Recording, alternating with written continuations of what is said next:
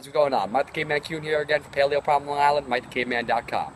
And today's question is, should I be wearing minimalist shoes? And the answer is, yes. Roll credits.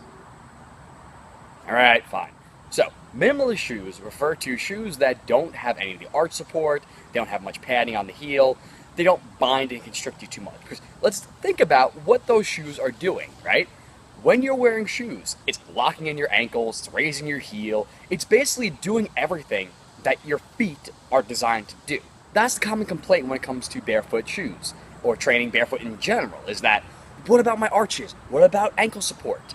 Well, see, the thing is, your body has these incredible things called muscles, tendons, ligaments in your feet and in your ankles that are supposed to do that for you. Because before we had shoes, what do you think we did? Just like I was trying to explain, like, what do you think we did before we had a refrigerator?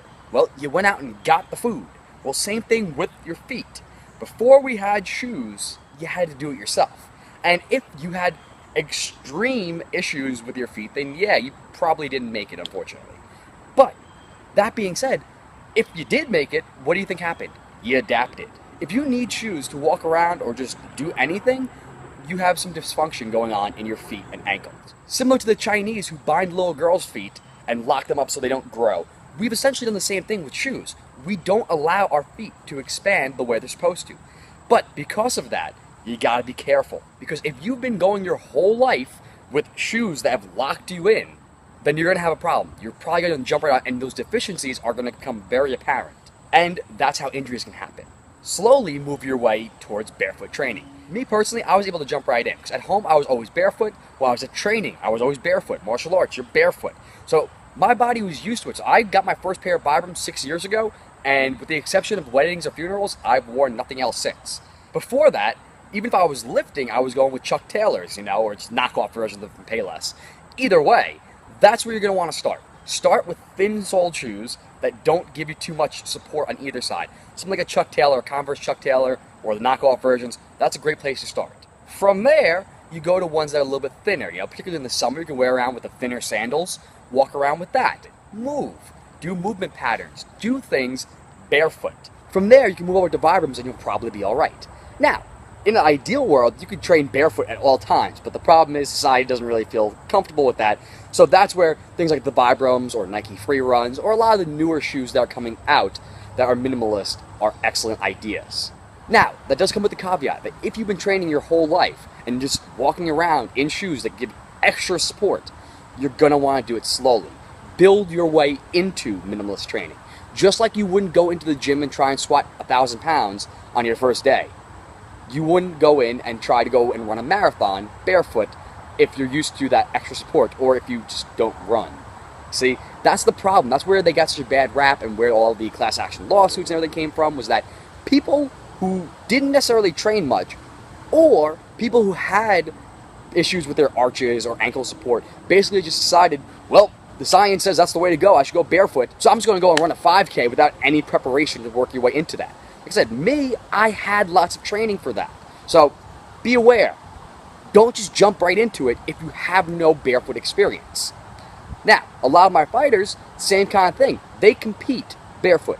They should be training barefoot. Even on the strength end, it's better for them to be training barefoot because that's going to have more carryover, more transfer to their sport. It will help with the securing of the stabilization of the feet and ankles. Another thing you can do is add in single leg stability work. Whether it be balancing on one foot, transfer side to side, it could be single leg RDLs, all those fun things. Push that one leg back. A lot of different options, but focus on stabilizing the ankle, the feet, the toes.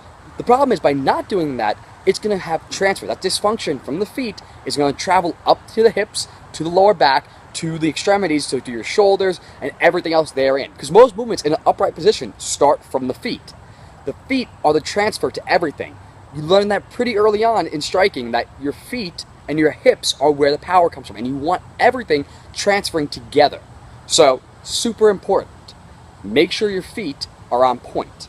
And how do you do that? By training your feet the way they were designed to work. Not by locking them up, not by binding them. Alright? So, biggest takeaways for today: start training barefoot, get a pair of minimalist shoes if you have to wear shoes where you're training. From there, start slow, if you have no previous training experience, barefoot. From there, switch to the predominant amount of your training barefoot. When it comes time for competitions, if we're talking about lifters, well, yeah, then you can put on weightlifting shoes, or you can put on these shoes appropriate to your sport. Just like you wouldn't wear cleats if you were inside. They're not optimal to what you're doing. You don't need to wear weightlifting shoes or Olympic lifting shoes when you're not actively in competition. Strengthen everything and you'll see that transfer. You'll see that athletic transfer to the rest of your sport. So, hopefully that helped you out. You know what to do. Like and subscribe down below. Share it with your friends. Head on over to Instagram and Twitter and follow me at Mike the Caveman. Over on Facebook at Paleo Problem Long Island. And of course, over on MikeTheCaveman.com. That being said, guys, have a wonderful rest of your day. Get outside in the sun, enjoy it, and walk around barefoot. I'll see you tomorrow.